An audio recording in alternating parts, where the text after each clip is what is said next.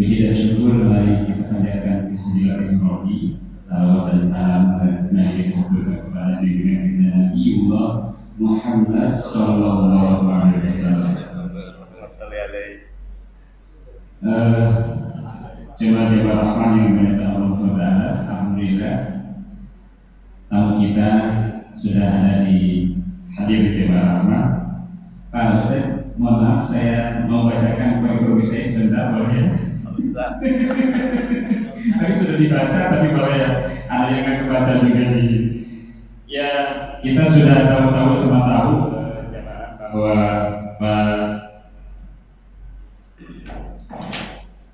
Pak Dr. Mandani adalah salah satu anggota DPR di fraksi PKS. Beliau juga sebagai dosen di Universitas Mercu Buana. Beliau juga adalah lulusan teknik di Universitas Indonesia, kemudian melanjutkan ke Universitas Malaysia, yang juga mengambil program filosofi doktoral juga di Malaysia. Pak Mandani saat ini masih aktif di anggota DPR RI, dan beliau sudah beristri, ya Pak ya? Satu Pak, atau berapa gitu? Istrinya satu, di biografinya, putranya 4, putrinya 5. Masya Allah, 9. Baik, tidak memperpanjang waktu, itu perkenalan kita dengan narasumber kita, tokoh yang dekat sama kita, tokoh yang dekat sudah sekali di TV. Hari ini kita bisa-bisa sama-sama berdialog sama beliau. Ya, mari kita sama-sama mendengarkan apa yang akan disampaikan, yang sesuai tema yang disampaikan bagaimana. Demikian kami sampaikan. Assalamualaikum warahmatullahi wabarakatuh. Allah Tuhan akan persilahkan Pak Ustaz. Jazakallah Pak. Izin semua. Abang enak salah.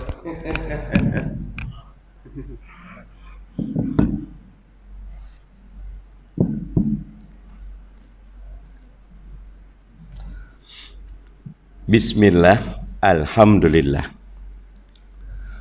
wassalatu wassalamu ala rasulillah Muhammad ibn Abdillah wa ala alihi wa sahbihi wa man tabi'ahu wa mawala wala hawla wala quwata illa billah, amma ba'd. Para asatid wal asatidah, para alim ulama, tokoh masyarakat, hadirin wal hadirat, mobil khusus ini banyak sekali anak muda kita, luar biasa. Mudah-mudahan, saya senang sekali kalau di pengajian ada anak muda yang ikhwan maupun yang akhwat. Hadirin wal hadirat rahimakumullah. Hayyikum bitahiyatil Islam. Assalamualaikum warahmatullahi wabarakatuh. Yang pertama, mari sama-sama kita ucapkan hamdalah. Alhamdulillahirabbil alamin atas segala nikmat. Kalau saya mengucapkan jazakumullah khairan katsira kepada DKM Masjid Jabal Rahmah, wabil khusus Pak Endang yang dengan tekun terus berkomunikasi, semoga menjadi wasilah bagi watawasau bil haq dan watawasau bis sabr. Yang kedua, mari kita panjatkan sholawat dan salam bagi junjungan kita baginda Nabi Muhammad Sallallahu Alaihi Wasallam, yang sudah mencontohkan bagaimana Islam itu dijalankan. Ya, sampai Nabi pernah diri di atas mimbar, kemudian Nabi berkata, "Shollu kama ra'aitumuni usolli." Salatlah kalian sebagaimana kalian lihat aku salat. Kenapa di atas mimbar? Biar kelihatan, gerakannya mudah. Karena kalau pakai penjelasan angkat tangan sejajar 90 derajat susah kan orang. Kalau oke gini salat tuh. Makanya penting sekali contoh teladan. Dan semoga kita semua termasuk ke dalam golongan yang mendapatkan syafaat dari baginda Nabi Muhammad Sallallahu Alaihi Wasallam. 2 pekan lalu tuh ada 2 kejadian yang agak mirip. Di DPR Pak Mahfud MD dikeroyok sama Komisi 3. Mungkin ada yang lihat ya tentang isu 349 triliun. Itu part 1-nya. Minggu besok part 2-nya. Bu Sri Mulyaninya mau dihadirkan. Sri Mulyani, Pak Mahfud MD sama Ketua PPATK. Tapi pada saat yang bersamaan di Kongres Amerika itu ada CEO TikTok, Bang. Dikeroyok juga sama anggota Kongresnya Amerika. Ini kalau dilihat di YouTube tuh, jadi kalau Pak Mahfud walaupun dikeroyok, dia Menko gitu.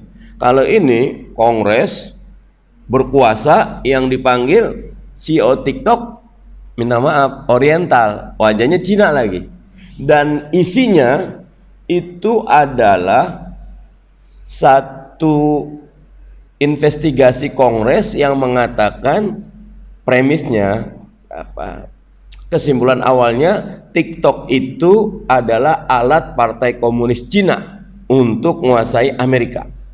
Makanya sama Australia udah nge-ban, Amerika juga di-ban.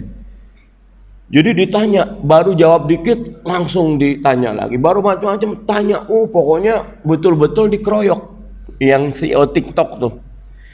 Gini, TikTok itu udah biar aja, yang penting kelihatan, tenang aja, udah yang lain nggak penting. Yang penting kita dapat berkah dari Allah, dapat waktu untuk thalabul ilmi. Jadi TikTok itu dimiliki sama namanya ByteDance Company. ByteDance ini perusahaan subsidiarinya salah satu pemerintah Cina, dianggapnya dia kepanjangan tangan dari Partai Komunis Cina. Ada 150 juta pengguna TikTok di Amerika, mayoritas anak muda.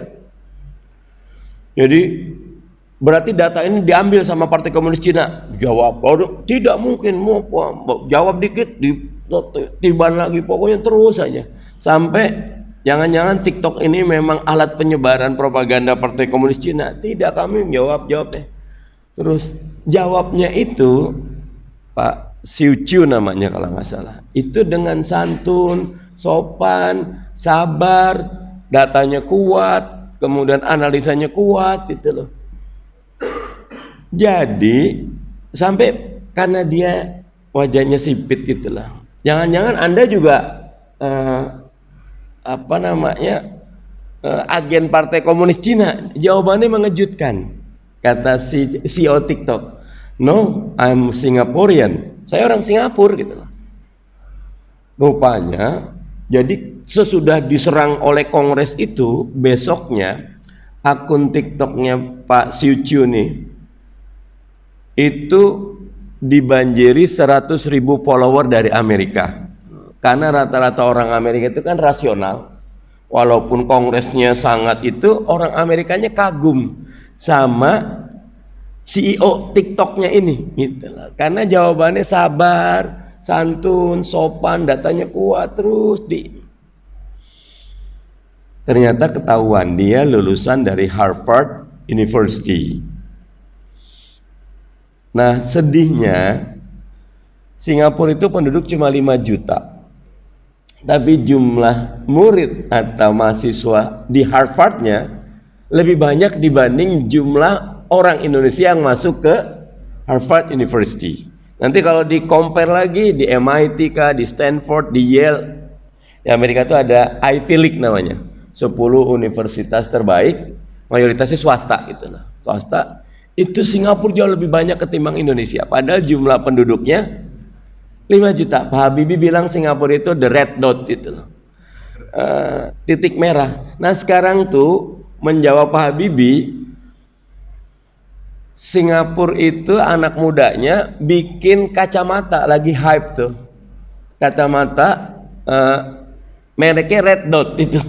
Kami memang red dot kata mereka, tapi dibalas. Cerita ini saya cuma mau jadi pembuka. Ada ketimpangan kualitas SDM antara kita umat Islam dengan negara-negara lain. Bapak Ibu, sekarang kiblat pendidikan itu jauh di Eropa Utara, namanya Finlandia. Sekarang tuh Finlandia tuh dirujuk. Padahal Finlandia nggak sampai 4 juta penduduknya. Tapi kita yang sebesar ini banyak ngirim guru ke sana gitu. Padahal kita punya kitab terbaik, kita punya guru terbaik. Kitab terbaik itu adalah Al-Quranul Karim. Guru terbaik itu adalah baginda Nabi Muhammad Sallallahu Alaihi Wasallam. Gak ada yang lebih baik dari itu kok. Bahkan Michael Hart, salah satu sejarawan di Universitas di Amerika, bikin riset mengumpulkan literatur dari sejak sebelum Masehi sampai terakhir itu tahun 80-an, masih ada update revisinya. Gorbachev masuk 100 tokoh itu, dia ngumpulin ada sekitar 1000 orang yang paling berpengaruh dalam sejarah, dibuat rankingnya 100. 1000 itu 100 besarnya dibukukan. Judul bukunya 100 tokoh yang paling berpengaruh dalam sejarah, 100 most influential person history. Genghis Khan peringkat ke-7, Nabi Isa peringkat ke-3, Isaac Newton peringkat kedua. Tapi tanpa Quran, tanpa hadis, cuma basis sejarah, peringkat pertamanya oleh Michael Hart ditempatkan adalah baginda Nabi Muhammad Sallallahu Alaihi Wasallam. Saya baca bukunya yang edisi update yang Gorbachev masuk, karena dia update itu Nabi Muhammad dibandingin sama Genghis Khan. Studi komparatif aja, literatur komparatif. Genghis Khan itu raja Mongolia terbesar. Ketika Genghis Khan berkuasa, Mongolia, seluruh Cina, Eropa, bahkan sampai Irak, Baghdad itu dikuasai, mau ke Eropa dia. Nah, wilayah kekuasaan Mongolia luas di zamannya Genghis Khan, sama luasnya dengan wilayah kekuasaan baginda Nabi ketika beliau wafat. Tapi ketika Genghis Khan meninggal, baginda Nabi wafat, wilayah kekuasaannya Mongol mengecil sampai seperti sebelum Genghis Khan berkuasa. Jadi kesimpulannya, orang ini sangat berpengaruh ketika dia masih hidup. Wilayah kekuasaan Islam sesudah baginda wafat mengecil tidak? Tetap tidak. Tidak, membesar, mengembang. Bahkan Maulid Nabi, kita udah nyelenggarain Maulid Nabi berapa kali? Kalau sejak zaman Salahuddin Al-Ayyubi udah ratusan tahun itu. Berhenti nggak itu? Enggak. Terus aja kecintaan sama Nabi, kecintaan sama Quran tetap ada. Makanya kata Michael Hart, orang ini ketika hidup, dia nggak ngutip Quran, nggak ngutip hadis, ya cuma fakta sejarah saja gitu. Dia kekuasaan Islam, khalifahnya segala macam. Orang ini ketika masih hidup demikian berpengaruh, ketika meninggal tidak berkurang pengaruhnya. Jadi orang ini memang luar biasa itu. Bandingin lagi sama Isaac Newton, bandingin, akhirnya gak ada yang bisa dibandingkan dengan baginda Nabi Muhammad Sallallahu Alaihi Wasallam. Lalu apa yang terjadi hadirin? Di zaman Nabi demikian gilang gemilang, 7 abad loh. Dari abad ke-7 sampai abad ke-14 Islam itu mewujudkan apa yang Allah katakan, wa ma arsalnaka ila rahmatan, jadi rahmat bagi seluruh alam. Eropa itu dulu belajar ke Cordoba. Cordoba itu dulu disebut the city of light, kota cahaya, baik karena memang manajemen kotanya bagus, listriknya bagus. Sementara Eropa masih the dark ages, zaman kegelapan. Makanya sampai ada satu cerita di film tuh, ada orang Eropa dari Greek atau dari Inggris itu belajar berpura-pura jadi orang Islam untuk belajar kepada Ibnu Sina tentang ilmu kesehatan, karena luar biasa Islam ketika itu. Lalu apa yang terjadi yang demikian gilang gemilang? Sekarang kita menjadi, tadi pagi saya ada kuliah subuh, ada pertanyaan yang bikin saya sedih. Pak, yang terjadi bukan kita aja di Indonesia. Kita lihat Pakistan. Pakistan itu hampir 200 juta penduduknya, sama melarat dan bodohnya kurangnya kayak kita itu. Lihat Afghanistan, lihat Yaman, lihat Irak. Nah hadirin wal hadirat, ini tantangan besar. Nah karena itu izin saya mengambil tema tentang membangun kekuatan intelektual umat. Nah, karena ketika keadaan demikian gelap gulita, maka yang diperlukan oleh umat itu apa? Kalau gelap yang diperlukan apa? cahaya. Dan al ilmu nurun, ilmu itu cahaya. Makanya hadirin wal hadirat, kalau kita lihat ayat yang pertama kali turun bukan perintah sholat, bukan perintah zakat, bukan perintah dakwah, bukan perintah jihad, tapi perintah untuk membaca. Iqra. Bahkan kalau para ulama mengatakan ini bentuknya fi'il amar, perintah, bukan fi'il mudhari, bukan fi'il madhi, fi'il amar, perintah. Bacalah, baca. Nanti kalau kita lihat surat-surat yang turun di masa awal Mekah, contohnya surat juz 30 tuh, juz amma, itu rata-rata surat Makkiyah tuh. Itu banyak surat yang dimulai dengan pertanyaan. Ara'aital ladzi yukadzibu biddin, tahukah kalian orang yang mendustakan agama? Alam tara kaifa fa'ala rabbuka bi ashabil fil, tentang gajah. Hal ataka haditsul ghasyiyah, pertanyaan-pertanyaannya. Kalau kita belajar pedagogi, cara mengajar yang baik, guru yang baik tuh ketika ngajar tidak langsung nerangin bilangan ganjil dan genap atau bilangan prima, enggak. Dia nanya dulu, anak-anakku, kamu tahu ini tidak? Anak-anakku, apa pendapatmu tentang ini? Dengan pertanyaan itu anak-anaknya dari awal sudah mulai warming up otaknya tuh, udah mikir, baru dikasih konsep masuk. Tapi kalau masih beku, masih belum ada warming up, langsung dikasih, guru yang baik tuh enggak langsung ngasih. Kadang-kadang malah enggak dikasih, ngasih jalan aja sampai wow, kita udah ketemu Pak. Nah, itu moment of truth. Anak itu jadi dapat gitu. Nah, hadirin wal hadirat, penting umat itu kuat dari sudut ilmu, ya, membangun kekuatan intelektual umat. Karena apa? Karena memang syarat satu peradaban itu adalah dasarnya ilmu. Bahkan baginda Nabi kan terkenal dalam hadisnya, jika satu pekerjaan diserahkan kepada bukan ahlinya yang tidak punya ilmu, maka fantadirus sa'ah, tunggu saat kehancuran. Tunggu saat kehancuran. Hadirin wal hadirat rahimakumullah, setidaknya ada 3 landasan dasar agar kita kuat secara intelektual. Yang pertama, hadirin wal hadirat rahimakumullah, punya sikap suka membaca dan membaca.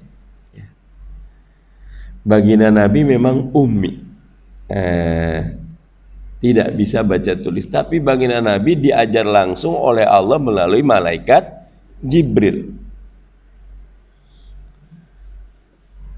Buku itu jendela ilmu. Buku itu jendela dunia. Nah, Al-Quran itu jendela, bukan jendela lagi, sumber kehidupan. Karena itu baca. Yang pertama adalah baca Al-Quran. Nggak ada ilmu yang terbaik kecuali yang ada di dalam Al-Quran. Nggak ada informasi terbaik kecuali informasi yang ada di dalam Al-Quran. Contohnya, di Quran ada banyak kisah tentang peri kehidupan baginda Nabi Muhammad Sallallahu Alaihi Wasallam. Walaupun kalau Bapak Ibu lihat, Nabi yang paling banyak diceritakan di Quran Nabi apa? Nabi Musa. Kalah tuh. Nabi Muhammad kalah, Nabi Ibrahim kalah, Nabi Musa. Karena epiknya Nabi Musa tuh epik ngelawan Fir'aun gitu. Artinya sebetulnya secara tersirat kata Allah, pertarungan terbesar kita melawan para tirani, para oligarki itu. Tapi sebelum ke situ kita bicara Nabi Muhammad dulu. Jadi contohnya di surat Al-Anfal itu cerita tentang perang Badar. Di surat Ali Imran itu cerita tentang perang Uhud. Ada di kisah tentang perang Tabuk di surat At-Taubah. Ada cerita-ceritanya. Kenapa sih sejarah perlu diceritakan sama Quran? Sejarah akan berulang, tapi lebih penting lagi kita kalau menjadi hamba yang bersyukur. Gini Pak, kita 17 Agustus perlu nggak diulang setiap tahun? Perlu. Karena mengingatkan kita bahwa kita sekarang nih bisa sekolah, bisa kerja karena kita merdeka. Merdeka itu gratis, dikasih atau direbut? Darah para syuhada, para pejuang, bagaimana saat kerja paksa di zaman Dendles, gimana bambu runcing, gimana, berat gitu loh. Merdeka itu susah gitu. Makanya kita ulang kembali, kita bikin taman pahlawan biar kita ini bersyukur gitu. Sekolah jangan malas gitu, kerja jangan lemah-lemah. Kita ini susah, mendapat kesini tuh tidak mudah gitu loh. Sama seperti kita mengulang-ulang sejarah. Sekarang kita baca Qul huwallahu ahad, ada yang gebugin nggak? Dulu Bilal tidak cuma ngomong ahad, ahad, ahad, ada yang gebugin nggak? Digebugin. Sholat Nabi digangguin, kita enggak. Tapi berat sekali Islam sampai ke kita tuh, Quran berat gitu. Makanya ya Allah, bisa sholat, bisa sujud, bisa baca Quran, bisa dengar tafsir, ini tuh mahal. Nah, titip nomor 1, suka membaca. Dan kalau kita suka membaca, kita akan open mind, akan terbuka pikirannya. Tidak close mind, tidak pikiran tertutup. Karena dengan open mind itu kita bisa banyak belajar. Di Quran ketika Allah menjelaskan tentang penciptaan Adam, ada ayat bunyinya gini. Wa 'allama Adamal asmaha kullaha. Wa 'allama Adamal asmaha. Dan Allah mengajarkan kepada Adam nama-nama. Tambah lagi, kullaha, semuanya. Jadi kan minta maaf, setan itu kan malaikat pada awalnya kan underestimate, ngapain kan nyiptain manusia?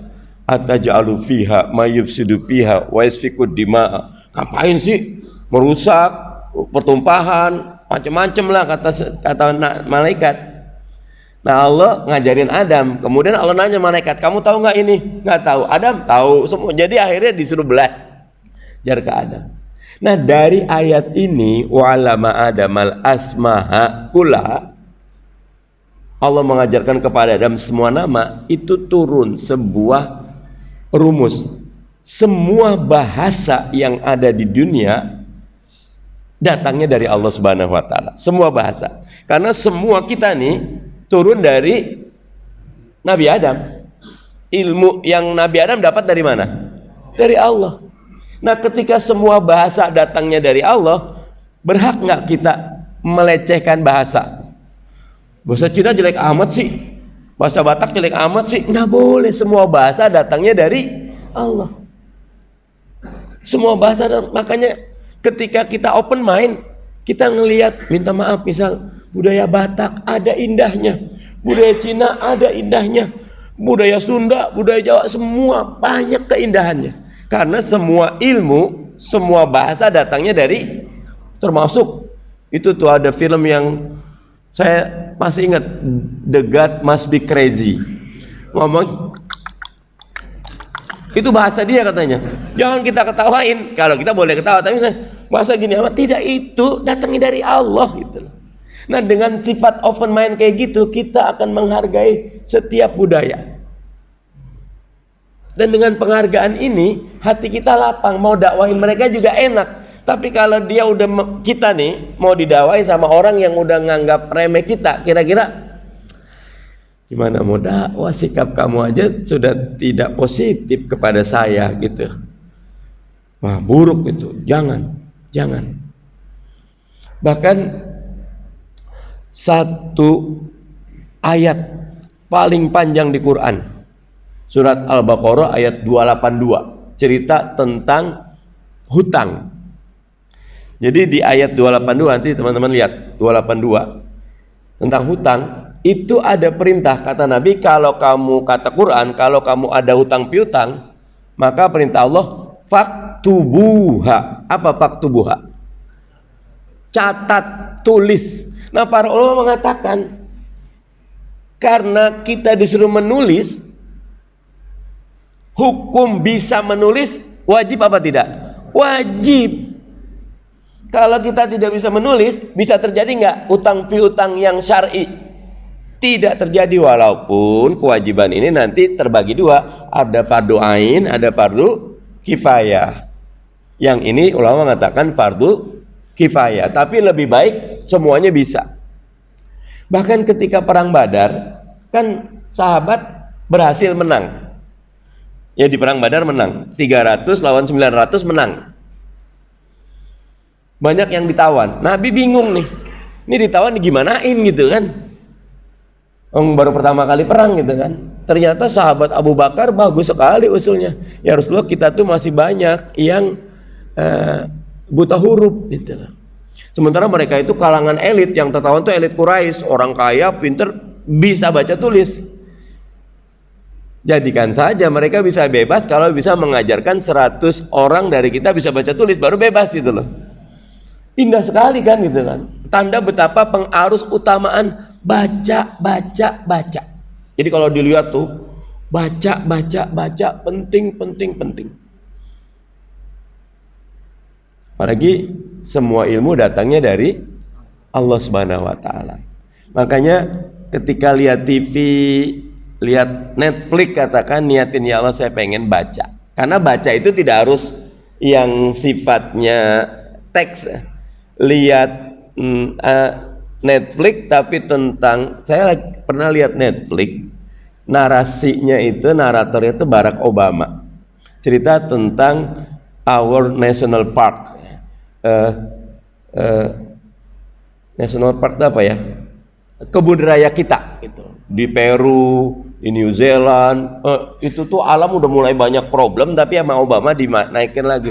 Indah sekali memang bagaimana Allah itu menjaga alam semesta ini, indah sekali. Hadirin wal hadirat, problem kita defisit membaca. Kita banyak bacanya WA. Kalau WA-nya panjang, dibaca nggak kita? Enggak. Itu baru WA, belum buku, belum kitab. Ini Bapak Ibu, ada Imam Ibn Taimiyah itu punya kitab Al-Fatawa. Itu 12 jilid, sejilidnya segini gitu. Ada teman saya beli, saya kaget. Banyak, tebel amat, gimana cara bacanya tuh gitu kan. Dia jawaban dia cerdas, dan ada yang lebih bagus pertanyaannya. Gimana cara bikinnya dulu gitu. Nggak ada copy paste, nggak ada Google. Bikinnya gimana gitu loh. Enggak, itu keberkahan. Makanya sebelum membaca, sunnahnya sholat dulu 2 rakaat. Saya sholat hajat, minta sama Allah, ya Allah saya pengen baca ini. Turunkan keberkahan, turunkan ketajaman akal, kelapangan jiwa, biar saya betul-betul bisa membaca. Di YouTube saya ada satu postingan dari Jay Shetty, ada nama itu. Bagus. How to read a book a day in a year. Gimana cara baca buku sehari 1 buku selama setahun. Dan dia sukses. Selama setahun dia baca 365 buku. Tadi saya itu dapat rezeki. Anak saya 9. 5 sudah nikah. Cucu saya mau 11 sekarang nih. Oh iya. Mau udah nikah. Udah, kalau itu nggak mikirin Jokowi, saya kalau di rumah mikirin cucu aja udah gitu. Udah selesai lah sama Jokowi mah gitu. Canda ya. Alik lagi. Nah, ini mumpung ketemu, saya sama istri itu punya strategi. Kalau ini bab membaca juga ya. Anak-anak kami itu didoktrin untuk cepat menikah. Karena pernikahan itu mentarbiyah mereka menjadi orang yang baik. Kalau belum nikah tuh kayak layangan putus, main aja. Pas sudah nikah boro-boro main, pusing bi. Bagus lah, alhamdulillah. Pusing tuh bagus gitu loh, karena dia udah tahu jalan hidup dia gitu. Kalau orang nggak pernah pusing, tanda dia nggak tahu mau kemana gitu kan. Nah, jadi kami dorong anak-anak tuh. Ada yang dia di pesantren, pacaran. Saya panggil dua-dua. Pokoknya 2, putus atau nikah. Kamu gimana? Nikah aja, Bi. Bener-bener 18 tahun, 19 tahun nikah gitu. Saya nikahin. Yang satu kuliah di Unibrau, anak saya yang perempuan, suaminya kuliah di UI. Sekarang udah pada lulus semua gitu loh, malah enak ya, udah nikah, kuliah lagi nikah tuh yang jemput suaminya, yang udah enak lah gitu. Kenapa? Karena tapi kami doktrin memang.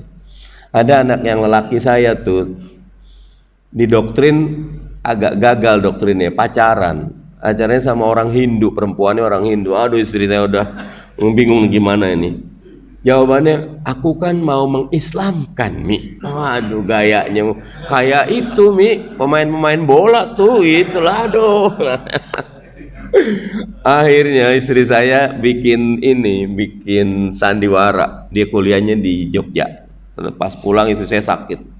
Udah tambah, pokoknya Umi mau mati nih, Umi nggak trek, pokoknya kalau ada yang nikah, akhirnya diputusin. Mi, aku mau nikah, yang tadi itu dinikahkan sama satu akhwat. Sekarang udah 3 anaknya gitu, udah seneng dia gitu. Jadi memang penting membaca gini. Kalau kita nggak membaca, maka kita nggak tahu anak kita itu seperti apa. Saya sekarang punya sekolahan dan masuk tahun kedua, mau masuk tahun ketiga. Itu kalau kami mau nerima murid itu wawancaranya terpisah, anak wawancara sendiri, saat misalnya ibu bapak sendiri. Agak mengejutkan, 40% orang tua nggak kenal anaknya, karena kata orang tua yang udah dimasukin pesantren udah nggak bisa. Anak itu benda hidup, anak itu kalau nggak ada hubungan, nggak nyatu, dia hubungan sama yang lain gitu, karena dia perlu hubungan gitu. Anak juga 40% nggak suka sama orang tuanya, karena kata anaknya memang ngasih macem-macem, tapi yang diperlukan anak tuh bukan macem-macemnya, me time namanya, waktu bersama itu. Makanya tadi karena saya waktu itu anak saya agak banyak gitu, tuh tiap bulan saya ngangon anak ke Gramedia, kayak 45 anak naik angkot, waktu lo punya mobil naik angkot, udah 2 jam ya, nggak ada yang beli, baca aja. Belinya es krim aja gitu, bener. Ya, jadi kiri pindah sini diusir, biarin aja. Saya baca otomotif, saya baca bola, saya baca politik apa. Kan Gramedia tuh enak, adem, bacaan banyak gitu. Paling ya tambang sedikit diusir-usir gitu kan itu. Ya anak saya biarin udah, jangan bawa ke hati, ngusir buat tugasnya dia, tugas kita baca, udah gitu. Fokus aja, anak saya juga nggak marah, pindah kiri, pindah kanan, udah setengah jam pindah sini, mojok sini. Yang penting jam segini di sini habis tunggu, habis itu kita beli es krim. Karena buku tuh ada 2 jenis, ada buku yang sekali baca selesai. Anak saya waktu dulu sukanya PPKK apa? PPKP, KKPK, kecil-kecil punya karya tuh kan, suka itu tuh. Coba baca sekali. Kecuali kalau buku kayak Hadis Riyadus Sholihin, tafsir, itu rujukan. Kalau rujukan harus dibeli, karena itu akan terus dipakai gitu. Sisanya saya bilang udah bawa buku, catat aja gitu, kayak gitu. Kadang-kadang nggak fair juga. Kadang saya yang beli lah, saya beli majalah, beli koran, saya udah minimal saya udah beli gitu. Suka baca dan baca. Dan itu Bapak Ibu titip, warisan yang paling baik buat anak kita apa sih? Ilmu. Kalau iman ya, iman dan ilmu gitu loh. Tapi dari ilmu tuh, jadi nggak ada iman tanpa ilmu. Karena sebelum Allah turunkan perintah untuk iman, perintah berilmu dulu. Kata Aisyah radhiyallahu anha, kalau kita tidak disuruh berilmu dulu, tiba-tiba disuruh melakukan syariat, kita tolak pasti. Tapi karena kita dikasih ilmu dulu, ma'rifatullahnya kuat, ma'rifatul akhiratnya, mengenal Allah, mengenal akhirat, ma'rifatul Rasul, ma'rifatul hayat, tahu semua pengetahuan, baru datang perintah, kita merasa perintah ini justru menyelamatkan kita memang perlu perintah ini. Tapi kalau datang perintah pertama, ya nggak diikutin sama kami gitu loh. Metodologinya tuh begitu di Quran, nanti diceritakan. Nah, jadi titip. Makanya bagus masjid kita nih pandang teman-teman, sediakan perpustakaan.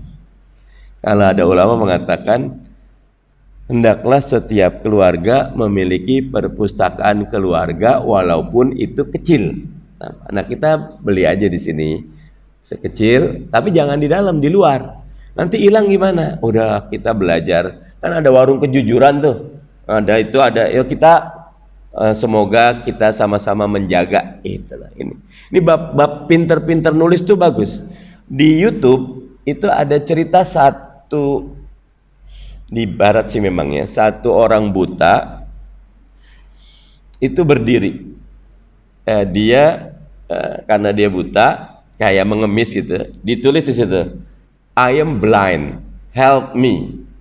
Udah setengah jam, 1 jam, baru 2-3 euro gitu.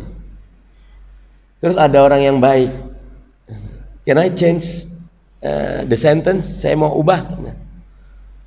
Dia tulis gini, what a beautiful day, what a sunny day, unfortunately I cannot feel it. Itulah. Ya kan? Indah sekali hari ini, sayangnya saya tidak bisa melihat dan tidak bisa merasakan. Ditulis gitu kan, setengah jam lebih dari 20 euro gitu loh. Itu cuma mengubah kata aja gitu kan, I am blind, help me. Orang nggak tertarik, tapi bener ya, indah sekali, sayang dia buta ya, kasihan gitu. Nah nanti nulisnya juga begitu gitu. Nah kalau kita suka membaca Bapak Ibu, kalau ada yang udah umroh kan pernah di Masjid Nabawi itu, agak mundur ke belakang itu ada yang nggak ada atapnya tuh ya, yang nggak ada atap. Itu dulu adalah Ahlus Suffah, tempatnya Abu Hurairah dan kawan-kawan tuh yang nggak punya rumah tinggal di situ. Makanya titip masjid yang baik, pandang semua pasti udah bagus di sini ya. Jadi masjid yang ramah anak, ramah pendatang, ramah ojol gitu. Dilarang tidur. Waduh, belum apa-apa udah ada takutnya. Padahal Pak, coba kalau kita jadi tukang ojol, berangkat sebelum subuh kan. Kalau sampai pas habis sholat zuhur, habis 3-4 jam naik motor, habis zuhur yang paling dirasakan, yang paling diharapkan itu apa? Ngelonjor Pak, nggak usah tidur, pokoknya lurus kaki, baru tidur udah dimarahin. Nggak boleh, jangan. Di zaman Nabi bukan cuma ngelonjor tidur, dikasih tempat buat belajar, tentu tidak di dalam, di belakang, kalau nggak di luar gitu. Nah, di Pulau Gebang saya ketemu Masjid At-Taqwa, ada pelangnya. Masjid At-Taqwa buka 24 jam, free kopi, teh, Indomie. Waduh, saya datengin, bagus Pak, bagus Pak. Nah, tidak di dalam, ditaruh di luar, di luar. Nah, yang paling baik, kamar mandi boleh dikunci, tapi satu harus dibuka. Jadi kayak misal ada tetamu datang kemalaman jam 2, jam 3, pengen ke masjid, ada tempatnya. Ini udahlah kunci semua gitu loh. Jangan. Terus jadi masjid yang ramah anak. Kalau suka membaca, anak-anak tuh paling berkesan momen-momen ketika kecil. Di kita, cucu saya tuh kalau mau ke masjid, bibi ada Pak ini nggak bi? Aku nggak mau deh, panggilnya Baba.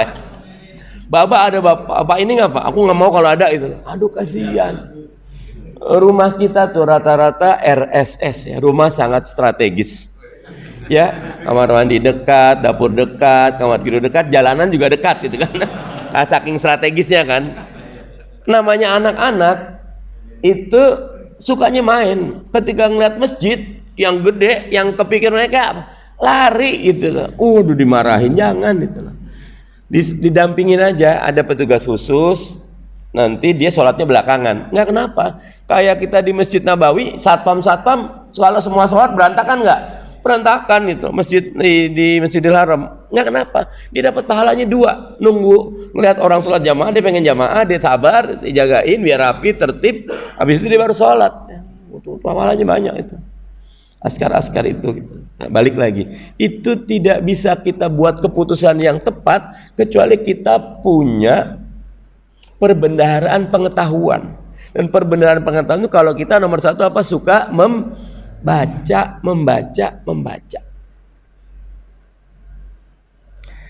Nah yang kedua, ketika kita suka membaca akan muncul suka bertanya.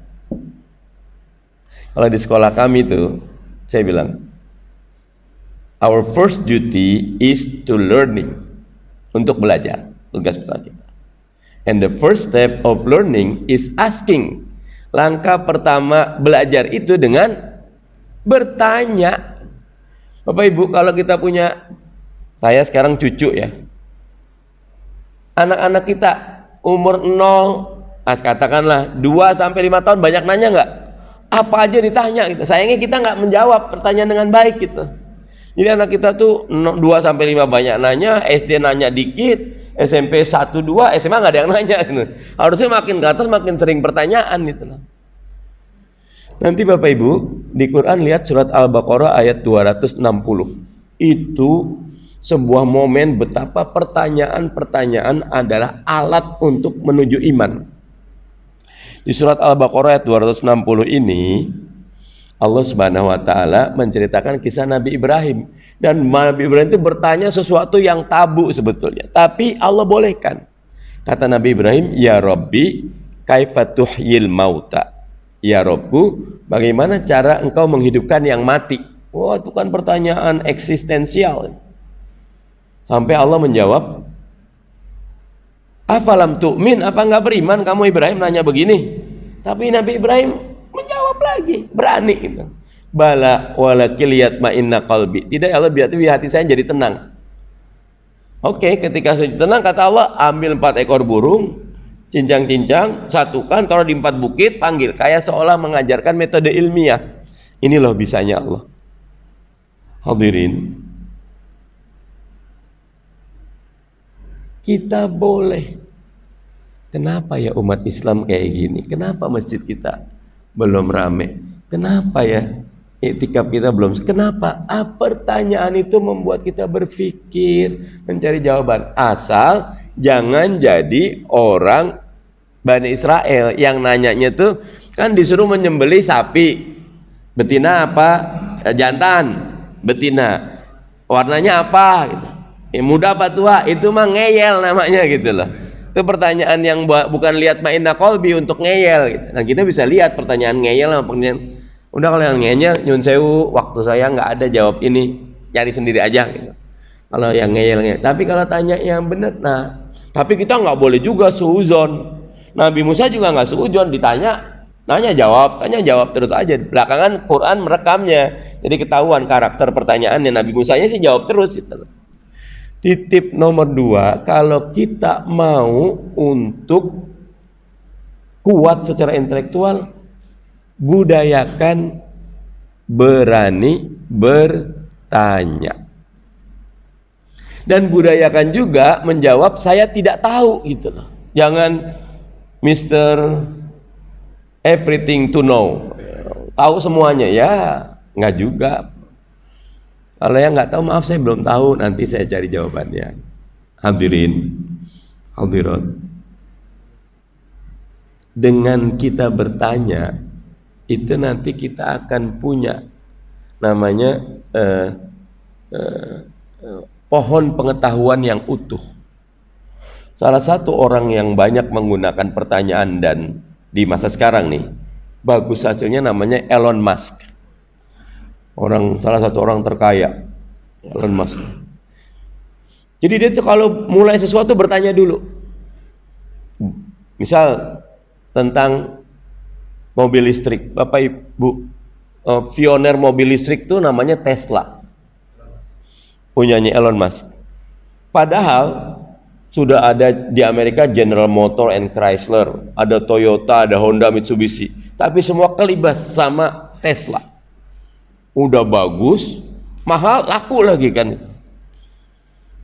Kenapa? Karena tadi the first level of thinkingnya, cara berpikirnya nanya dulu. Kenapa orang nggak bikin mobil listrik ya? Kan kalau mobil bensin kan bensin lama-lama habis. Kalau listrik kan ada. Apa komponen paling utama di mobil listrik? Paling mahal 30%-an itu adalah baterainya. Ya nikel nanti baterai. Jadi karena itu yang ditekunin pertama gimana beresin baterai. Selesai baterai yang lain gampang. Jadi ketika Elon Musk belajar komputer, dia bertanya untuk apa nih komputer nih?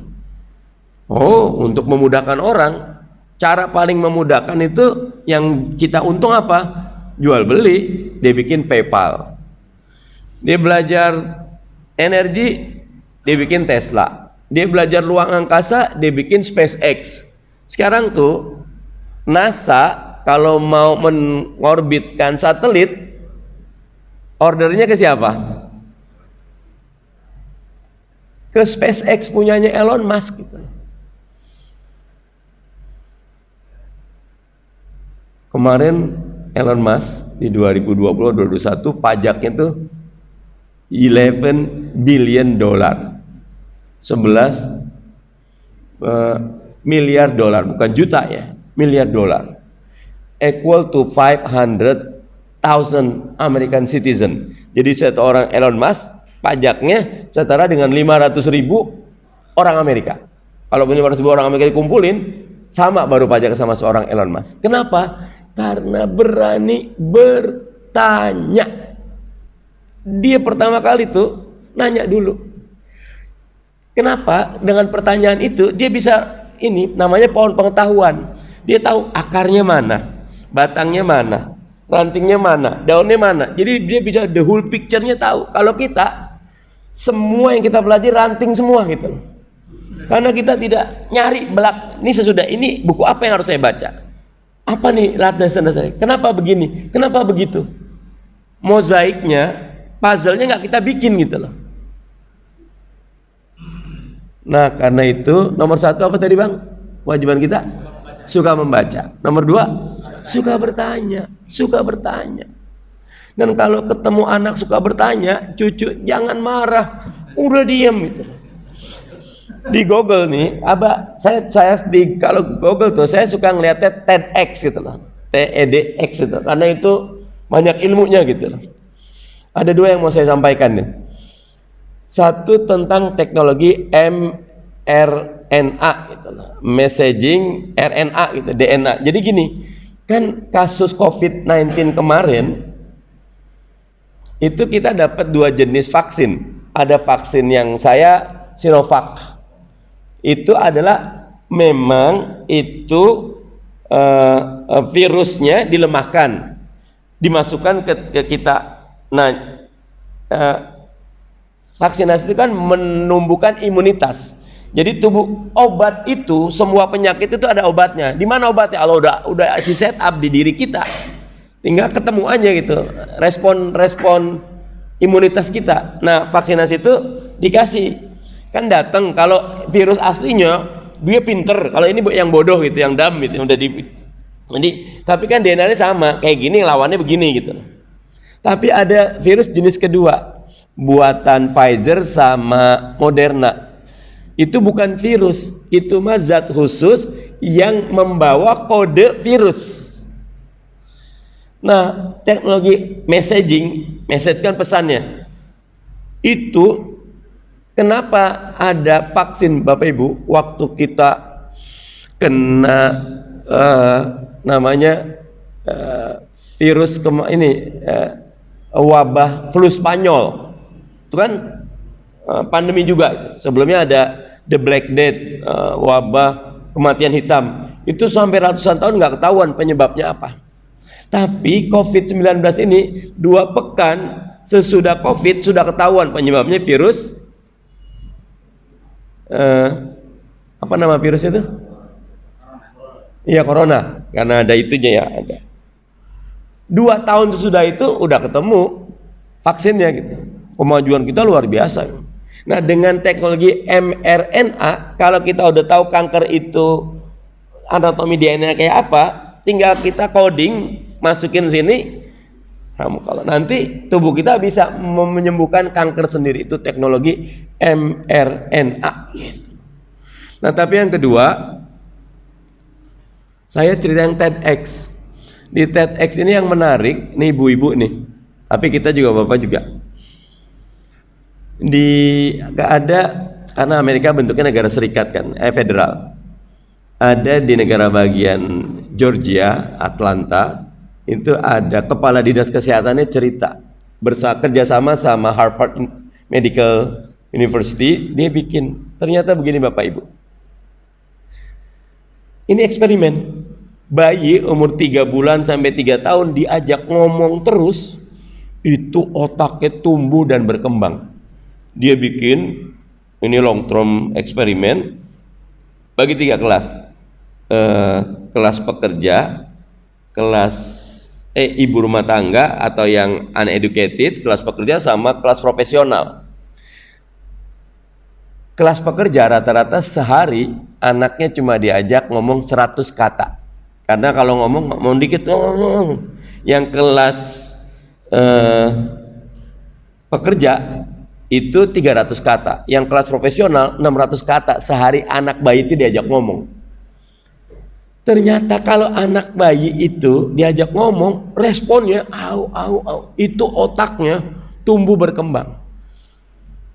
Yang diajak ngomong 600 kata rata-rata bisa sampai college, selesai S1. Yang 300 kata selesai SMA. Yang cuma 100 kata cuma selesai SD atau paling tinggi SMP. Jadi kata dia, cara paling baik menghapuskan kemiskinan dengan program di Georgia dijalankan talk to your baby, ngomong sama bayi kamu. Nah, ada eksperimen juga, bayinya diadapkan kepada TV kan ngomong terus kan, nggak nyambung karena nggak ada interaksi. TV kemana, anaknya nangis itu. Tapi ketika ketemu ibunya, anaknya antusias. Tapi ketika di tengah itu ibunya berpaling, ganti peran, ibunya diam gini, anaknya nangis gitu loh. Jadi ternyata ketika bayi itu diajak ngomong, itu neuronnya, sel-sel otaknya tumbuh berkembang. Makanya ada program di Georgia itu negara talk to your baby. Jadi yang hamil tuh diikutkan kelas untuk ngomong sama bayi. Nah, itu terwujud karena tadi suka bertanya. Apa yang pertama, Kak? Mas, Dek? Suka baca. Yang kedua, suka bertanya. Nah, terakhir yang ketiga, hadirin wal hadirat, suka berdoa. Karena ilmu yang paling baik, ilmu yang diberkahi. Ilmu yang paling baik, ilmu yang datang dari Allah. Kalau para ulama mengatakan adab qabla ilmi, adab dulu sebelum ilmu. Karena kalau kita nggak doa, udah tahu banyak ilmu, yang terjadi kita ana khairum min, saya lebih baik, saya lebih pandai. Enggak, tapi kita cerdas, kita suka bertanya, tapi rendah hati. Kalau nanya, Pak Guru, mohon maaf, saya punya pendapat yang berbeda, boleh jadi pendapat saya salah Pak Guru, gitu loh. Bolehkah Pak Guru? Silakan. Enggak, Pak Guru salah, pendapat Pak Guru salah. Itu enggak ada akhlak namanya, gitu loh. Nah, biar ilmunya berkah, harus ilmu yang datang dari Allah, yang diberkahi Allah, yang dikasih jalan oleh Allah. Makanya doa. Yang ketiga apa, Dek? Suka doa. Nah, makanya Pak Ibu, titip kalau kita sujud, lamain sujudnya. Karena jarak terdekat hamba sama Allah tuh ketika sujud. Dan ketika sujud, doa pakai ilmu. Ya Allah, saya pengen banget bisa bahasa Inggris. Ya Allah, saya pengen bisa nyetir. Ya Allah, saya pengen. Ya Allah. Nanti Allah akan kabulkan. Ini yang utama. Kalau sekarang titip saya, doa kita dekat dengan Al-Quran. Karena ketika Allah bahas Ramadan di Quran, lihat surat Al-Baqarah 185, Allah tidak kaitkan dengan puasa di 185, tapi Allah kaitkannya dengan Al-Quran. Syahrul Ramadan alladzi unzila fihi Al-Quran. Bulan Ramadan, bulan diturunkannya Al-Quran. Dan waktu Quran diturunkan itu momen yang di seluruh universe berbeda. Sebelum Quran itu sudah Quran turun. Sekarang tali kita sama Allah tinggal Quran. Wa'tasimu bihablillahi jami'a, berpegang teguhlah kamu kepada habl itu tali. Apa tali Allah? Quran. Jadi 3, biar umat ini kuat intelektualnya. Apa yang pertama? Suka baca. Yang kedua, suka bertanya. 3, suka berdoa. Mudah-mudahan ada manfaatnya. Haqqu min rabbik fala takunanna minal mumtarin. Yang benar datang dari Allah, yang salah datang dari saya beristighfar dan mohon maaf. Monggo ditambah dan dikurangkan, kita masih ada kesempatan untuk diskusi dan elaborasi. Burung irian, burung cendrawasih. Cukup sekian dan terima kasih. Dan Allah wa iyyakum ajmain, wallahul muwaffiq ila aqwamit thoriq wal minkum. Assalamualaikum warahmatullahi wabarakatuh. Silakan pandang, dipimpin. Kalau ada mic gitu kan. Ini juga kita pakai mic dalam. Nih satu. Dulu. 1, 2. Ini angkat tangan duluan. 1, 2. Ibu-ibu silakan kalau ada. Kalau ibu-ibu pakai mic. Nyampe enggak? Kalau enggak pakai surat. Silakan satu-satu dulu ya, pandang ya. Saya izin jawabnya satu persatu ya, gitu. Tidak dikumpulin. Monggo. Assalamualaikum warahmatullahi wabarakatuh. Apa? Singapura ya. Negara itu yang pertama itu kan presidennya dulu. Kalau tidak penyeleksian. Nah, apakah ada penyeleksian kita itu kalau presiden dari lembaga survei, ada kampus atau beda kampus sih. Dalam pertama makanya kami ini presiden Sinchan atau apa? Bukan Shinchan. Apa tuh? Doraemon katanya. Kebijakan bawah itu kan dia kualitasnya. Saya juga suka Doraemon kok. Betul. Panjang raya masa selfie di sawah. Iya. Kita dengan apa? Maksudnya ada program-program pupuk gimana irigasi itu kita pencapaian kita pada raya. Nah, kelemahan kita ya. Ini Semarang itu kan jauh mahasiswa.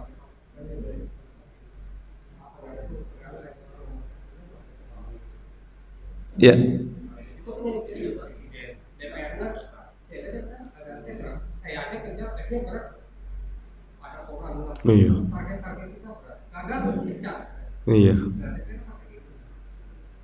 Sampai berjenjang 4D. Itu dalam rangka menyebabkan 4D itu muncul. Iya. Apakah Ya, jazakumullah khairan, pertanyaan bagus dan jadi gini, saya tuh punya program podcast, tapi Ramadan ini libur bareng Rocky Gerung ya, judulnya Indonesia Leaders Talk. Saya tandem bareng Rocky Gerung. Rocky ini memang berilmu orangnya, bacaannya banyak dan bisa connecting the dot, punya analisa yang bagus sekali. Kami berapa kali main ke rumah Rocky di Hambalang, itu ada musola dan ada Qur'annya gitu. Mana Ustaz Muhammad Sabil Iman kita ajak ke situ. Kata Ustaz Muhammad Sabil Iman sabar di depan Rocky, Bung Rocky, jangan-jangan kalau nggak ada kita Anda ini sholat dan baca Qur'an ini ada musolanya. Amin, saya teriak. Nah, di acara itu saya selalu mengutip satu credo, satu moto. Everything rises and falls on leadership. Segalanya naik turun karena kepemimpinan. Saya setuju. Yang walaupun rakyat juga harus kuat, tetapi salah satu faktor yang bikin Indonesia maju itu adalah pemimpin, dan pemimpin. Dan kalau di Indonesia karena sistem presidensial, maka kata pemimpin itu bisa kita setarakan dengan presiden. Penting sekali. Saya pernah ketemu dengan Mas Sudirman Said.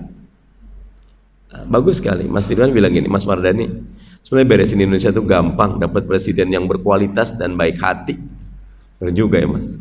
Dia ngumpamakan gini, presiden ini pertama akan milih 50 pembantu utamanya. Kan 34 kementerian ditambah Jaksa Agung, Kapolri, Panglima TNI, kepala-kepala apa tuh, total 50 lah tuh. Ini ring satunya, tim manajemen utamanya. Kalau presidennya baik, pasti milih yang baik. Presidennya bagus, kualitas, pinter, cari yang pinter. Nggak mungkin bebek tuh nggak kumpul sama elang gitu. Elang tuh kumpul sama elang gitu. Kalau di hadis ada dikatakan al arwahu junudum mujannada. Ruh tuh berkumpul sama temennya gitu lah. Kalau duck, bebek nggak bisa terbang. You cannot train a duck to fly bahasanya. Nggak bisa didik bebek untuk terbang. Bebek aja gitu. Yang bisa terbang tuh eagle gitu loh. Eagle nggak mungkin kumpul sama elang gitu loh. Gitu. Eagle sama elang, eagle juga, elang sama elang. Jangan tafsirin ke siapa-siapa dulu, jangan ya. ini susah ini. Udah, jangan dulu. Nah, balik lagi. Nah, 50 ring 1 ini setiap menteri itu punya 10 dirjen lah atau staf ahli. Nah, eselon 1. 50 milih 500. Setiap dirjen eselon 1 itu punya 10 direktur. 500 ini milih 5.000. Jadi sederhana Pak. Lingkaran pertama 50 orang ini dijagain terus sama si presiden ini. Yang 50 ini jagain yang 500. Kenapa Bu Sri Mulyani bingung dengan 349 triliun? Karena boleh jadi nggak masuk. PPATK udah ngirim tuh. Tapi karena rantainya kepanjangan, saya Pak pernah di WA sama satu orang Batak, bukan Islam, minta ketemu saya. Dia dulu stafnya Pak Amir Mahmud, Menteri Dalam Negeri yang zaman Soeharto. Karena udah tua, masih semangat, orang Batak, bukan Islam, minta ketemu, saya temuin. Pak Mardhani, saya tuh nggak kenal Pak Mardhani, tapi suka aja kalau ngeliat Pak Mardhani ngomong di TV. Saya cari dapat nomornya gitu loh. Dari satu teman gereja dia bilang. Saya sengaja TPD aja saya. Monggo Pak, saya dengerin.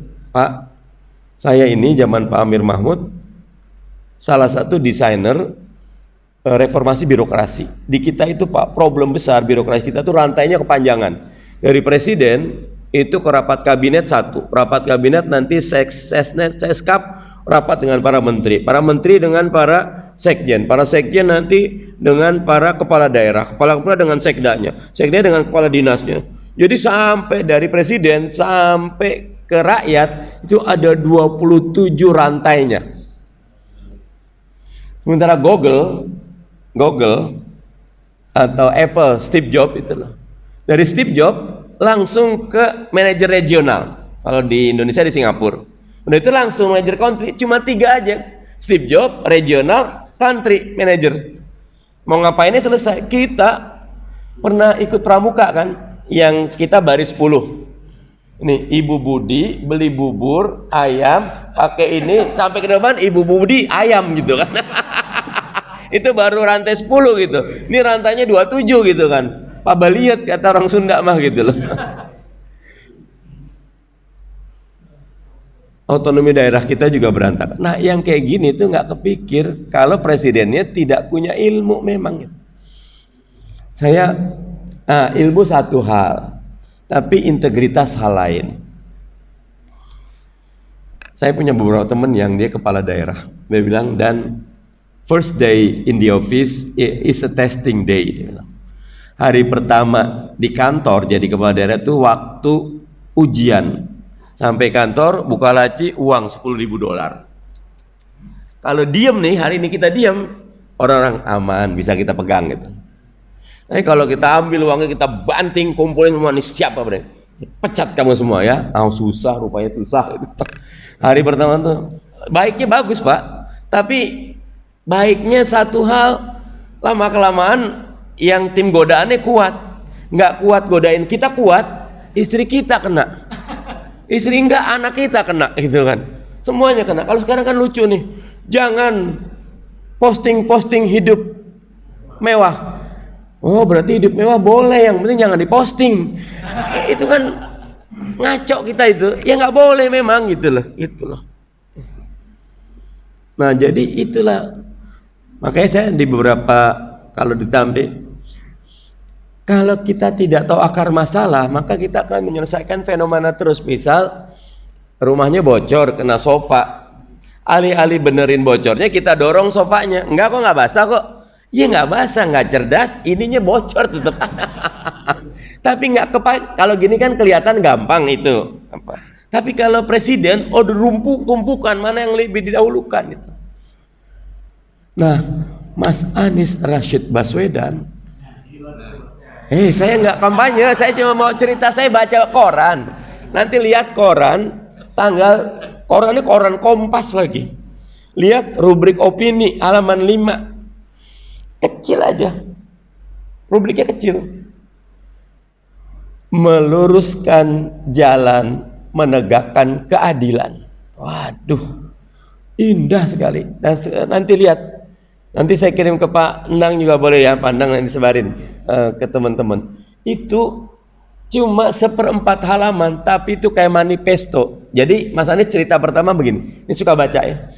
Ada Pulau Birah di kepulauan Pulau Seribu, itu ada pulau paling utara, dihuni cuma 70 orang itu. nggak ada apa-apa, listrik nggak ada, Mas Anies. Sejak kami menjadi gubernur, kami berusaha menghadirkan listrik, air bersih, klinik di pulau itu. Karena buat kami, keadilan harus diterima oleh seluruh rakyat Indonesia. Jadi negara harus hadir. Kata Mas Anies itu satu. Gimana biar bisa hadir? Ditarik lagi. Harus ada kolaborasi dan meritokrasi. Apa kolaborasi? Saatnya sekarang karena Mas Anies pegawainya itu Pemda, para pegawai Pemda gelar tikar, duduk dengarkan masyarakat. Mereka menjadi kolaborator. Co-kreatornya adalah masyarakat. Masyarakat mau apa kita dengerin. Itu kolaborasi. Tapi untuk bisa kolaborasi cuma bisa dilakukan oleh meritokrasi. Meritokrasi itu apa? Sistem yang baik, yang mendapat hak, yang memang punya kapasitas. Bapak Ibu gini, kalau orang pandai, orang cerdas mau menjilat nggak mau. Orang pandai itu saya nggak nyari posisi, saya bikin prestasi dan kontribusi gitu loh. Tapi kalau orang nggak pandai, dia menjilat karena dia nyarinya posisi gitu loh. Tapi nggak mampu. Kalau orang pemimpin yang baik nggak nyari yang menjilat gitu loh. Mana yang bisa kerja itu. Nah itu meritokrasi gitu loh. Sistem dirapikan. Karena tadi yang bisa kerja yang memang punya pengetahuan, yang punya bekal. Nah jadi saya setuju Pak. Nah doakan 2024 Allah kasih kita pemimpin yang beriman, bertakwa, dan sayang kepada rakyat.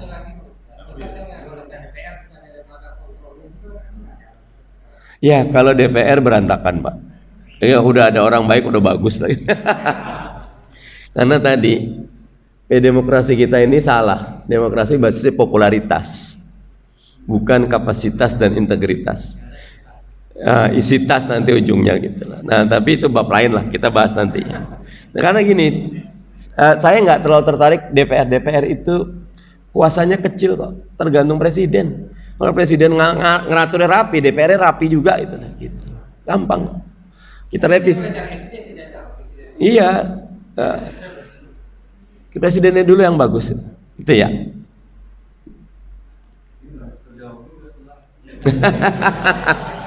Napa namanya nanya? Benar nggak Ustaz? Kita memilih bersama pemimpin yang kita pilih.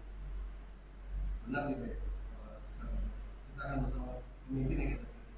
Kalau kita mau soleh, kita harus soleh insya Allah. Kalau neraka, kita neraka. Kalau mau soleh, berarti kita bagi soleh bersama neraka. Gini. Oke. Saya lihat sekarang Pertanyaannya langsung saja Pak.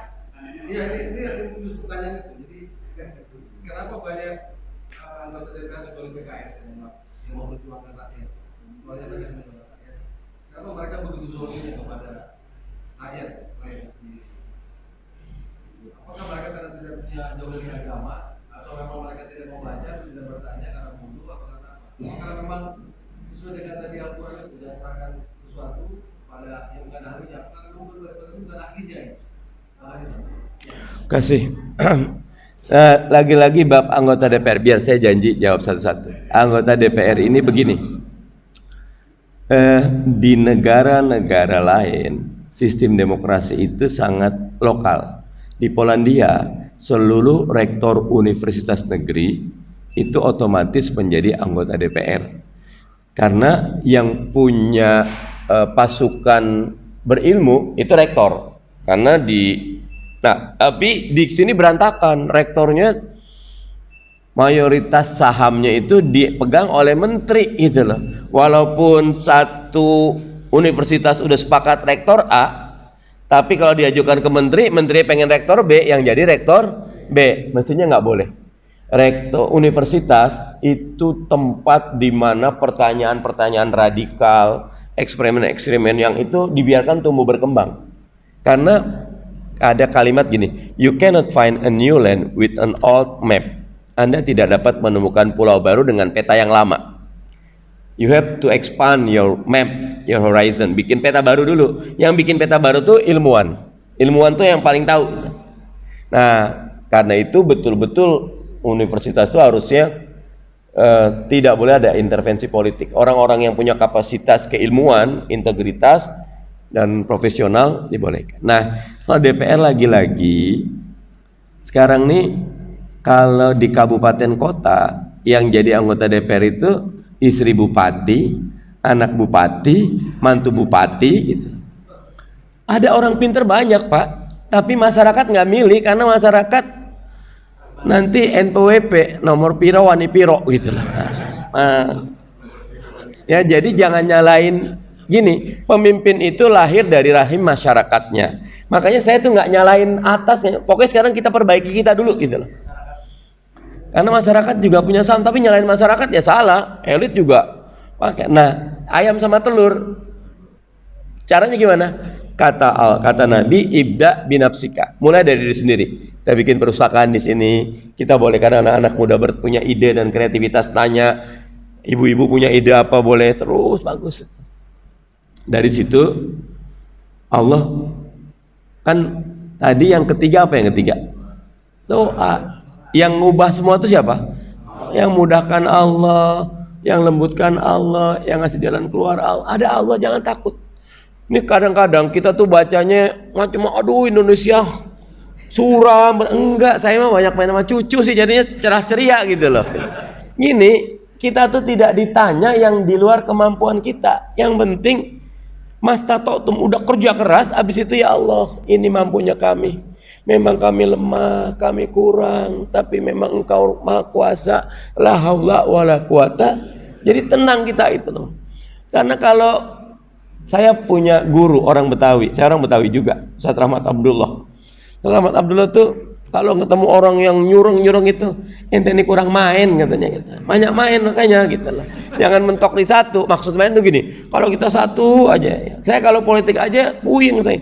Ya ada sekolah, ada anak-anak, ada cucu, ada juga kita punya perumahan, lagi dijalin sama anak saya itu udah kita banyak main.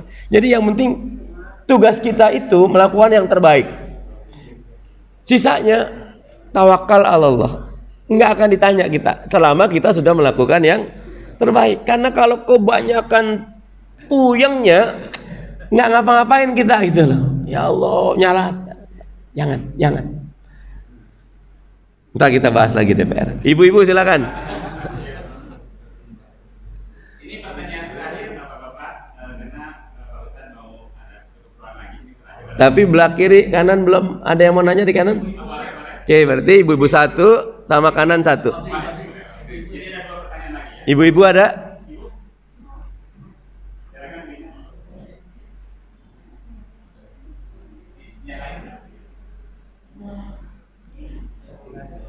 Didekatkan ke itu Bu, tadi kedengeran kok.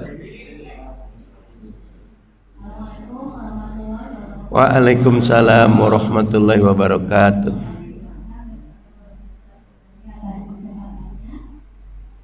Saya hanya kembali lagi yang dari awal tadi ya, mengenai pemuda ya, dan membangun intelektualitas. Nah, saya di sini sebagai bidang pendidikan, jadi ingin curhat aja. Silakan Bu. Ya, jadi awalnya saya di TPA di sini, di TPA. Nah, Masya Allah ya, pendidikan Al-Quran ya untuk anak-anak itu responnya Masya Allah sangat bagus gitu. Nah, tetapi ketika beranjak remaja nih, agak sulit nih untuk kembali gitu ya. Remaja ini untuk ke masjid.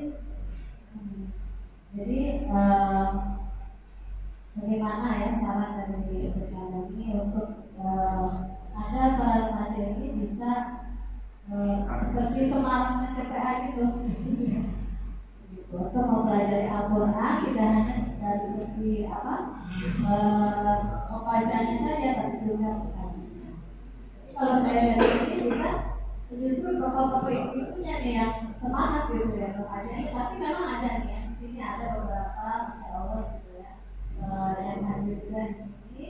Tapi kalau dibandingkan jumlah seluruh remaja yang ada di sini dengan yang hadir di sini sangat presentasinya kecil ya. Ya saya apresiasi dengan remaja di sini, ada Kanisi, ada Fahri, Oka, ya, itu ya, Masya Allah ya. Tapi dari putrinya belum ada nih, sama sekali gitu semua. Jadi kita sarannya ya dari gimana? Karena saya juga teringat dulu waktu saya remaja ya. Dari saya ini sekolahnya di negeri dulu tahun 80-an ya. Itu justru semangat mempelajari Islam itu di sekolah-sekolah negeri gitu. Sekolah negeri. Nah saya juga mulai tercerahkan ya dengan Islam itu justru ketika SMA negeri itu ada Romis gitu ya, sehingga memahami Islam itu benar-benar dari Al-Quran, Islam, keislaman Islam dan sebagainya gitu ya.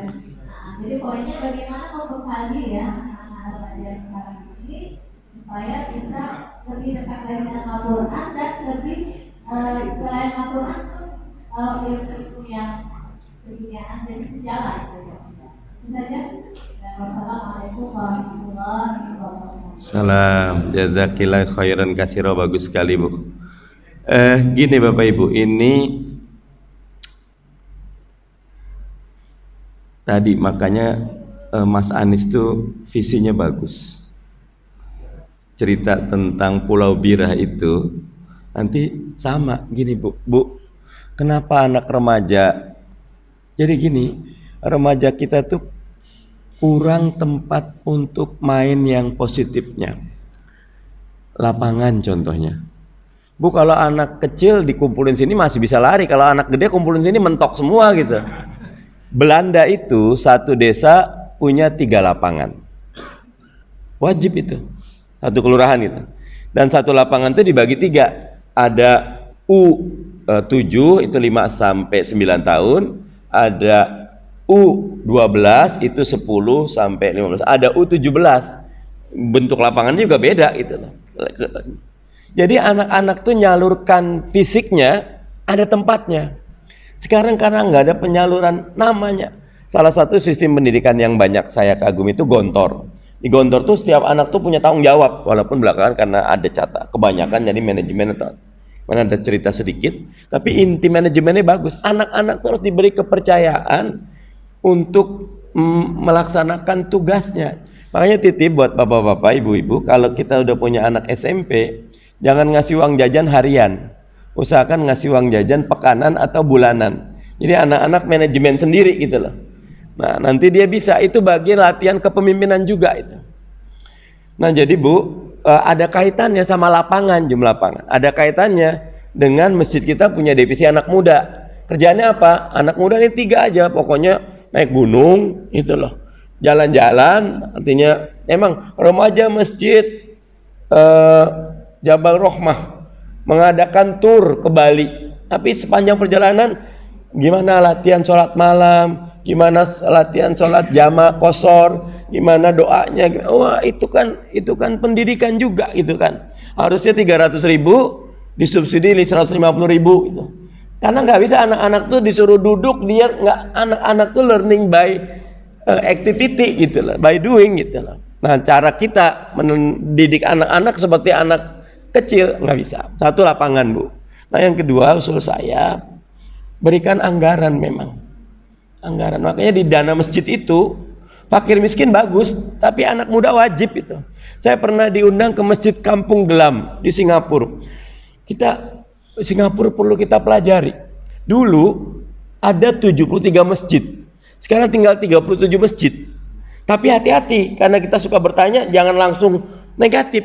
Warga muslim Singapura lebih bahagia dengan 37 masjid.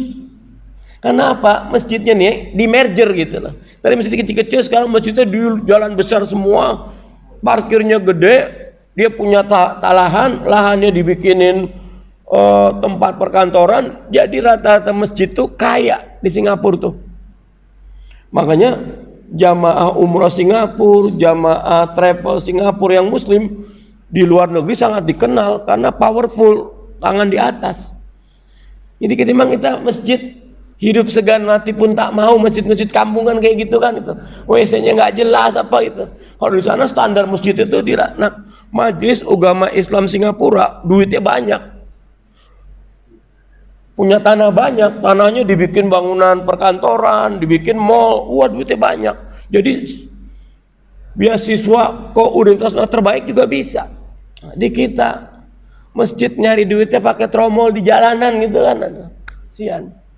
Nah itu maksud saya, harus ada revolusi untuk anak muda. Di Masjid Kampung Glam itu DKM-nya 7, tapi pekerjanya 14. Memang punya pekerja gitu loh. Karena dia punya unit klinik, dia punya unit anak muda, dia punya bimbingan konseling yang mau nikah ataupun ada urusan rumah tangga, dan dia punya TPA, dia punya gedung gitu. Jadi masjidnya tumbuh, berkembang dan sehat gitu. Manajemennya bagus.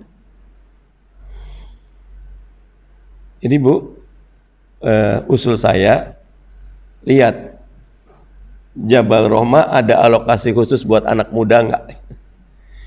Kalau usul saya sih 20-25%. Misal pemasukan kita sebulannya 10 juta, maka 2 jutanya minimal itu harus kasih ke anak muda. Mau bikin program apa? Nah nanti pelan-pelan tertarik tuh. Dan nanti kalau udah ada yang tertarik, kamu bukan dari komplek kita, jangan, enggak, boleh aja dari komplek mana aja. Yang penting hidup di sini. Ketika ini udah hidup, orang-orang terbaik kumpul di sini, nanti masyarakat sekitar kayaknya enak ke masjid tuh. Pelan-pelan itu pada datang. Singapura itu the most livable city in the world. Kota paling nyaman di dunia, ketiga atau keempat Singapura. Saya itu Pak, kalau kosong-kosong waktu, saya kabur ke Singapura, nyari hotel murah, nyari penerbangan Air Asia yang dulu sih misalnya 500.000 bolak-balik. Udah saya seminggu saya di Singapura, baca buku, ke toko buku ke sini. Karena kalau ke Eropa, Amerika mahal, belajar negara maju. Waktu itu saya 5 tahun lalu ada berita Singapura bikin pusat dialisis nasional. Kapasitas 100 tempat duduk, buka 24 jam sehari, kapan saja boleh datang, yang penting udah perjanjian, nanti masuk pakai kode, masuknya kode depannya ini, kode mesinnya ini. Saya cuma kosongnya jam 1 sampai jam 3 dini hari gitu.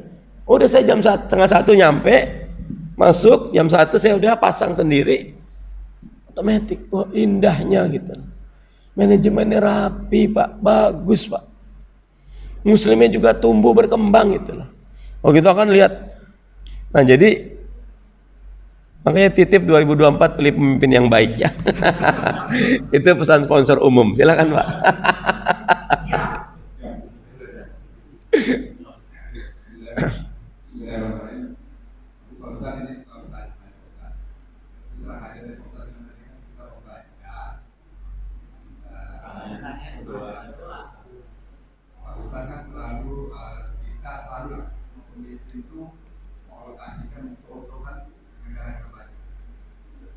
Kita harus tahu juga sejarah kita.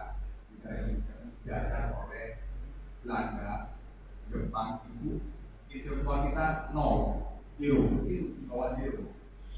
Antara Sumatera, Kalimantan, Jawa itu udah beda. Jawa itu gimana dihantamnya, Sumatera itu gimana hantamnya, Kalimantan mana apa dihantam. Jadi insya Allah pemimpin kita nanti sebagai kedua kita akan maju nanti mungkin 5 tahun atau 10 tahun depan. Usah. Nah, kuncinya sekarang dari proses tadi itu, marilah kita utamakan membaca, membaca dan bertanya dan berdoa. Nah, kuncinya itu Ustaz serah saja. Saya sering dengar itu membaca, cuma kunci memulainya Ustaz. Memulainya itu gimana? Itu serah saja. Saya punya anak. Mulainya seperti ini, saya sendiri mencoba, tapi belum klik, belum kita bosan. Terus kalau saya dari contoh ke Singapura, alhamdulillah saya berhasil. Itu lain dengan bosan, ya kan? Seperti ini, dia udah tepat bosan, melihat. Contohnya bosan misalnya di negara kecil Singapura bosan ya, semua peralatannya perlu membaca detail.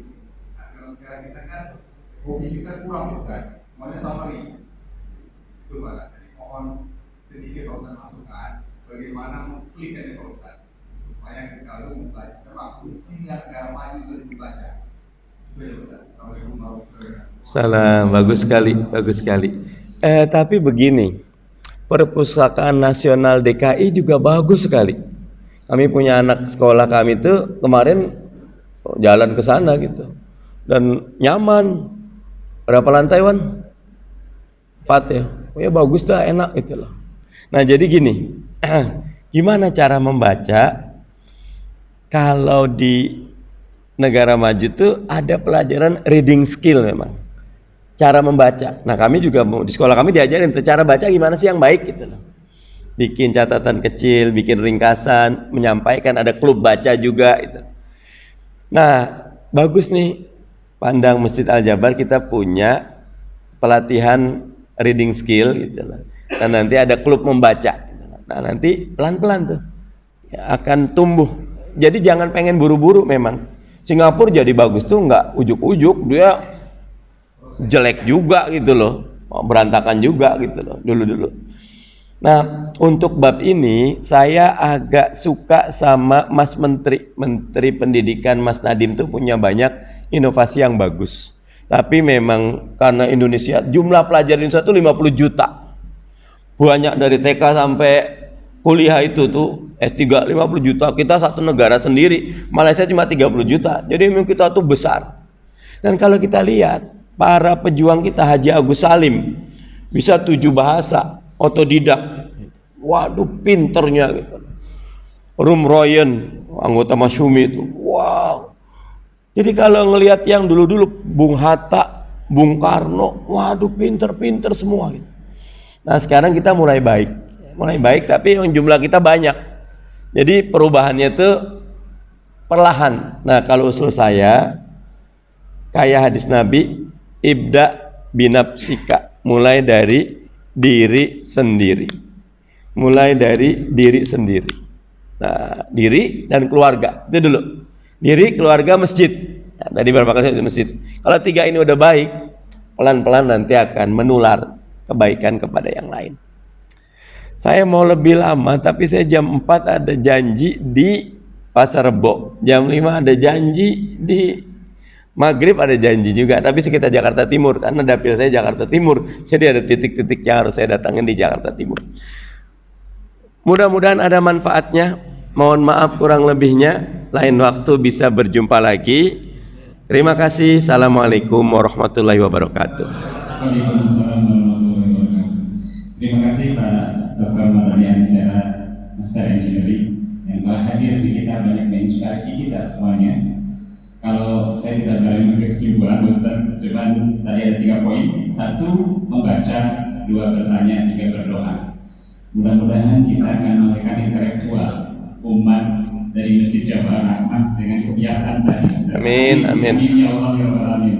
Tentunya fasiliti Masjid Jabar Rahmah ini harus dilengkapi seperti sukses tadi saran-saran Pak Ustaz. Tapi nggak ada yang nggak bisa dari kita untuk menciptakan pemimpin-pemimpin masa depan dari Jabar Rahmah dengan tadi cerita tadi, membaca, bertanya, dan berdoa. Amin.